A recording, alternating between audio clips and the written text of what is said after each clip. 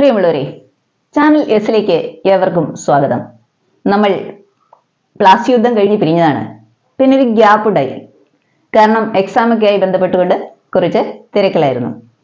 അപ്പോൾ നമ്മൾ കഴിഞ്ഞ വീഡിയോയിൽ പറഞ്ഞതുപോലെ തന്നെ ഇന്നത്തെ വീഡിയോയിൽ ചർച്ച ചെയ്യാൻ പോകുന്നത് 1764 ബക്സാർ യുദ്ധത്തെ കുറിച്ചാണ്.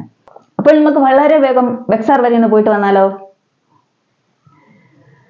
നമുക്ക് എല്ലാവർക്കും അറിയുന്നത് പോലെ തന്നെ 1764 ഒക്ടോബർ മാസത്തിൽ നമ്മുടെ ഇന്നത്തെ ബീഹാറിലെ ഗംഗാ നദീതീരത്ത് സ്ഥിതി ചെയ്യുന്ന ഒരു കൊച്ചു പട്ടണമായ ബക്സാറിൽ വെച്ച് ബ്രിട്ടീഷ് ഈസ്റ്റ് ഇന്ത്യ കമ്പനിയുടെ സൈന്യവും ഇന്ത്യയിലെ ഭരണാധികാരികളുടെ സംയുക്ത സൈന്യവും തമ്മിൽ നടന്ന യുദ്ധമാണ് ബക്സാർ യുദ്ധം എന്ന പേരിൽ അറിയപ്പെടുന്നത്.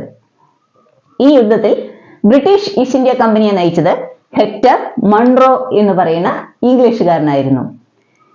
ഇന്ത്യയിലെ ഭരണാധികാരികളുടെ സംയുക്ത സൈന്യത്തെ നയിച്ചതാകട്ടെ ബംഗാൾ നവാബായിരുന്ന മീർ കാസിം, ഔദിലെ നവാബായിരുന്ന ഷുജാ ഉദ്ദൗള, അതുപോലെ തന്നെ മുഗൾ ഭരണാധികാരിയായിരുന്ന ഷാ ആലം സെക്കൻഡ്. ഇവരോടൊപ്പം തന്നെ ബനാറസിലെ രാജാവായിരുന്ന ബൽവന്ത് സിംഗിന്റെ സൈന്യവും ഈ യുദ്ധത്തിൽ പങ്കെടുത്തിരുന്നു എന്ന് ചരിത്ര രേഖകൾ വ്യക്തമാക്കുന്നുണ്ട്. ഇവരിൽ നമുക്ക് ഈ മീർ കാസിമിനെ കുറിച്ച് ചെറുതായിട്ട് അറിയുന്നത് നല്ലതായിരിക്കും. നമുക്ക് എല്ലാവർക്കും അറിയുന്നത് പോലെ തന്നെ കഴിഞ്ഞ വീഡിയോയിൽ പറഞ്ഞതാണ്, പ്ലാസി യുദ്ധത്തിൽ റോബർട്ട് ക്ലൈവിന്റെ നേതൃത്വത്തിലുള്ള ബ്രിട്ടീഷ് ഈസ്റ്റ് ഇന്ത്യ കമ്പനിയുടെ സൈന്യം ബംഗാളിലെ നവാബായിരുന്ന സിറാജുദ്ദൗളയെ പരാജയപ്പെടുത്തിയുണ്ടായി. ഇങ്ങനെ അദ്ദേഹം പരാജയപ്പെടാനുള്ള ഒരു പ്രധാനപ്പെട്ട കാരണമെന്ന് പറയുന്നത് അദ്ദേഹത്തിന്റെ സൈന്യാധിപനായിരുന്ന മിർ ജാഫർ കൂറുമാറി ബ്രിട്ടീഷ് ഈസ്റ്റ് ഇന്ത്യ കമ്പനിയോടൊപ്പം ചേർന്നതാണ്. ഇതിന് പ്രത്യുപകാരമായിട്ട് British East India company Mir ജാഫറിനെ ബംഗാളിലെ നവാബായിട്ട് വാഴിക്കുകയുണ്ടായി. എന്നാൽ സിറാജുദ്ദൗളയെ ചതിയിലൂടെയും വഞ്ചനയിലൂടെയും പരാജയപ്പെടുത്തി അതിന്റെ പാപഭാരവും പേറി അധികാരത്തിലെത്തിയ മിർ ജാഫറിന് യഥാർത്ഥത്തിൽ യാതൊരുവിധ അധികാരങ്ങളും ഉണ്ടായിരുന്നില്ല. ബ്രിട്ടീഷ് ഈസ്റ്റ് ഇന്ത്യ കമ്പനിയുടെ കയ്യിലെ ഒരു പപ്പറ്റ് അല്ലെങ്കിൽ ഒരു കളിപ്പാവം മാത്രമായിരുന്നു ഈ മിർ ജാഫർ. ഇങ്ങനെ കുറച്ചു കാലം കഴിഞ്ഞപ്പോൾ മിർ ജാഫറിന് ഇതിലൊരു അതൃപ്തി തോന്നുകയും ബ്രിട്ടീഷ് ഈസ്റ്റ് ഇന്ത്യ കമ്പനിയോടൊരു അകൽച്ചയുണ്ടാകുകയും അതിനെ തുടർന്നുകൊണ്ട് അദ്ദേഹം ഡച്ച് ഈസ്റ്റ് ഇന്ത്യ കമ്പനിയുമായിട്ട് ചങ്ങാത്തം കൂടുന്നതിന് ശ്രമിക്കുകയും ചെയ്തു. ഇത് മണത്തറിഞ്ഞ ബ്രിട്ടീഷ് ഈസ്റ്റ് ഇന്ത്യ കമ്പനി അവരുടെ വിശ്വരൂപം വീണ്ടും മിർ ജാഫറിന്റെ മുമ്പിലും കാണിച്ചു. ചതിയിലൂടെയും ഭീഷണിയിലൂടെയും ഒക്കെ അധികാരത്തിൽ നിന്ന് പുറത്താക്കുകയും അദ്ദേഹത്തിന്റെ മരുമകനായിട്ടുള്ള മീർ കാസിമിനെ അധികാരത്തിലെത്തിക്കുകയും ചെയ്തു.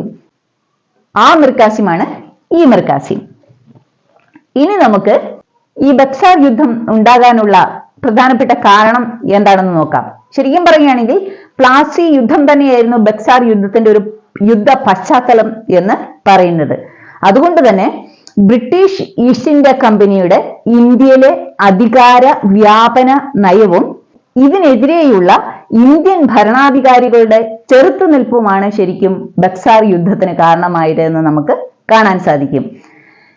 ഇവരിൽ തന്നെ മീർ കാസിമിന്റെ സ്വാതന്ത്ര്യദാഹം നമ്മൾ എടുത്തു പറയേണ്ടിയിരിക്കുന്നു. ഇനി നമുക്ക് ഈ ബക്സാർ യുദ്ധത്തിന്റെ റിസൾട്ട് എന്താണ് എന്ന് നോക്കാം. നമുക്ക് എല്ലാവർക്കും അറിയുന്നത് പോലെ തന്നെ പ്ലാസി യുദ്ധത്തിന്റെ ഒരു തനിയാവർത്തനം തന്നെയായിരുന്നു ബക്സാർ യുദ്ധവും. ഈ യുദ്ധത്തിൽ ബ്രിട്ടീഷ് ഈസ്റ്റ് ഇന്ത്യ കമ്പനിയുടെ നേതൃത്വത്തിലുള്ള സൈന്യം ഇന്ത്യൻ ഭരണാധികാരികളുടെ സംയുക്ത സൈന്യത്തെ പരാജയപ്പെടുത്തുകയുണ്ടായി.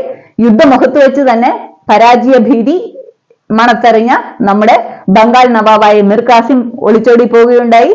തുടർന്ന് ഔദിലെ നവാബായ ഷുജാ ഉദ്ദൗളയും മുഗൾ ഭരണാധികാരിയായ ഷാ ആലം സെക്കൻഡും ബ്രിട്ടീഷ് ഈസ്റ്റ് ഇന്ത്യ കമ്പനിയുടെ മുമ്പിൽ കീഴടങ്ങുകയും അതിനെ തുടർന്ന് 1765 അലഹബാദ് ട്രീറ്റിയിലൂടെ ബക്സാർ യുദ്ധം അവസാനിക്കുകയും ചെയ്തു. അപ്പോൾ ഇനി നമുക്ക് ഈ അലഹബാദ് ട്രീറ്റിയെ കുറിച്ച് ഒന്ന് ചർച്ച ചെയ്യാം. 1765 അലഹബാദ് ട്രീറ്റിയിലൂടെയാണ് ബക്സാർ യുദ്ധം അവസാനിക്കുന്നതെന്ന് ഞാൻ സൂചിപ്പിച്ചു. ഇങ്ങനെ ഈ അലഹബാദ് ട്രീറ്റിയെ കുറിച്ച് നമ്മൾ സംസാരിക്കുമ്പോൾ നമ്മൾ വീണ്ടും നമ്മുടെ പ്ലാസി യുദ്ധത്തിന്റെ വിജയശില്പി റോബർട്ട് ക്ലൈവിലേക്ക് എത്തിച്ചേരും. കാരണം യഥാർത്ഥത്തിൽ ഹെക്ടർ മൺറോയുടെ നേതൃത്വത്തിലുള്ള സൈന്യം ബക്സാർ യുദ്ധത്തിൽ പങ്കെടുത്തു എന്നേ ഉള്ളൂ. അതിന്റെ പിന്നിലെ മാസ്റ്റർ ബ്രെയിൻ എന്ന് പറയുന്നത് ആരായിരുന്നു? റോബർട്ട് ക്ലൈവ് ആയിരുന്നു. ഇന്ത്യയിൽ ബ്രിട്ടീഷ് അധിനിവേശത്തിന് ചുക്കാൻ പിടിച്ചത് ശരിക്കും പറയുകയാണെങ്കിൽ റോബർട്ട് ക്ലൈവ് ആണ് എന്ന് നമുക്ക് കാണാൻ സാധിക്കും. അത്രമാത്രം തന്ത്രവും കുതന്ത്രവും ബുദ്ധിയും കുബുദ്ധിയും ശക്തിയും എല്ലാം ഒത്തുചേർന്ന വ്യക്തിയായിരുന്നു ഈ റോബർട്ട് ക്ലൈവ്. ഇന്നത്തെ ഭാഷയിൽ പറയുകയാണെങ്കിൽ ബ്രിട്ടീഷ് ഈസ്റ്റ് ഇന്ത്യ കമ്പനിയുടെ പടയപ്പ എന്നോ അരിക്കൊമ്പനെന്നോ PT7 എന്നോ ഒക്കെ വേണമെങ്കിൽ നമുക്ക് റോബർട്ട് ക്ലൈവിനെ വിശേഷിപ്പിക്കാം. ശരിക്കും പറയുകയാണെങ്കിൽ പ്ലാസി യുദ്ധത്തിലൂടെയും ബക്സാർ യുദ്ധത്തിലൂടെയും തുടർന്ന് അങ്ങോട്ട് 183 വർഷത്തേക്ക് ഇന്ത്യയെ സൂര്യൻ അസ്തമിക്കാത്ത സാമ്രാജ്യത്തിന് ഭരിക്കുന്നതിനുള്ള ഒരു അടിത്തറ ഇട്ടുകൊടുത്ത വ്യക്തിയാണ് റോബർട്ട് ക്ലൈവ് എന്ന ഇംഗ്ലീഷുകാരൻ. അതുകൊണ്ട് തന്നെ അദ്ദേഹം ഇന്ത്യയിലെ ബാബർ എന്ന പേരിൽ അറിയപ്പെടുന്നുണ്ട്. അതുപോലെ തന്നെ ഇന്ത്യയുടെ ക്ലൈവ് എന്ന പേരിൽ അറിയപ്പെടുന്നുണ്ട്. ബാരൻ ലോർഡ് ഓഫ് പ്ലാസി എന്ന പേരിലും അദ്ദേഹം അറിയപ്പെടുന്നുണ്ട്. ഈ റോബർട്ട് ക്ലൈവിന്റെ നേതൃത്വത്തിലാണ് 1765 അലഹബാദ് ട്രീറ്റി ഉണ്ടാകുന്നതും ഇതിലൂടെ ബക്സാർ യുദ്ധം അവസാനിക്കുന്നത് എന്ന് നമുക്ക് കാണാൻ സാധിക്കും. ഈ അലഹബാദ് ട്രീറ്റി എന്ന് പറയുമ്പോൾ ഇത് 2 ട്രീറ്റികളാണ് കേട്ടോ ഉണ്ടാക്കിയത്. ഒന്നാമത്തെ ട്രീറ്റിയിൽ റോബർട്ട് ക്ലൈവും ഔദിലെ നവാബായിരുന്ന ഷുജാ ഉദ് ദൗളയുമാണ് ഒപ്പിട്ടതെങ്കിൽ രണ്ടാമത്തെ ട്രീറ്റിയിൽ റോബർട്ട് ക്ലൈവും ഷാ ആലം സെക്കൻഡും തമ്മിലാണ് ഉണ്ടാക്കിയത്. ഇങ്ങനെ 2 ട്രീറ്റി ഉൾപ്പെടുന്ന അലഹബാദ് ട്രീറ്റിയിലൂടെയാണ് 1765 ബക്സാർ യുദ്ധം അവസാനിക്കുന്നത് എന്ന് ഓർത്തിരിക്കുക.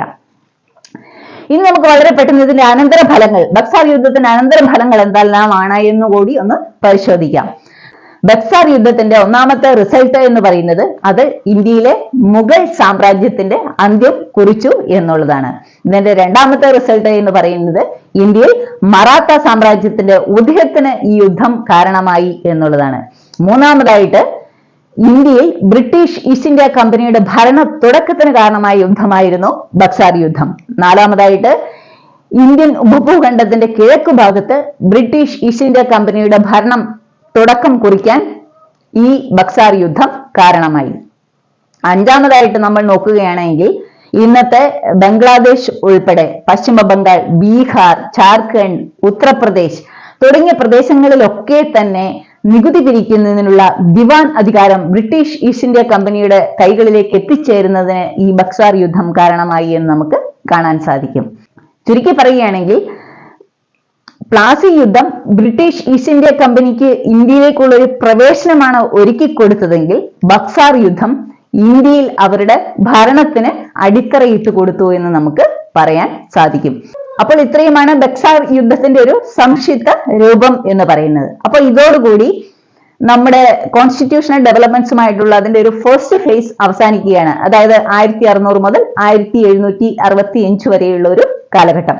ഇനി നമ്മൾ പോകുന്നതിന്റെ സെക്കൻഡ് ഫേസിലേക്കാണ്. അതായത് 1765 മുതൽ 1858 വരെയുള്ള ഒരു കാലഘട്ടം. ഈ ഒരു കാലഘട്ടത്തിൽ സംഭവബഹുലമായിട്ടുള്ള ഒത്തിരി ചരിത്ര സംഭവങ്ങൾ ഉണ്ടായിട്ടുണ്ട്. അപ്പം ഇവ ഓരോന്നിനെയും കുറിച്ച് തുടർന്നങ്ങോട്ടുള്ള വീഡിയോയിൽ നമുക്ക് ചർച്ച ചെയ്യാം. അപ്പോൾ 1773 റെഗുലേറ്റിംഗ് ആക്റ്റുമായിട്ട് അടുത്ത വീഡിയോയിൽ കാണും വരയ്ക്കും. Bye bye.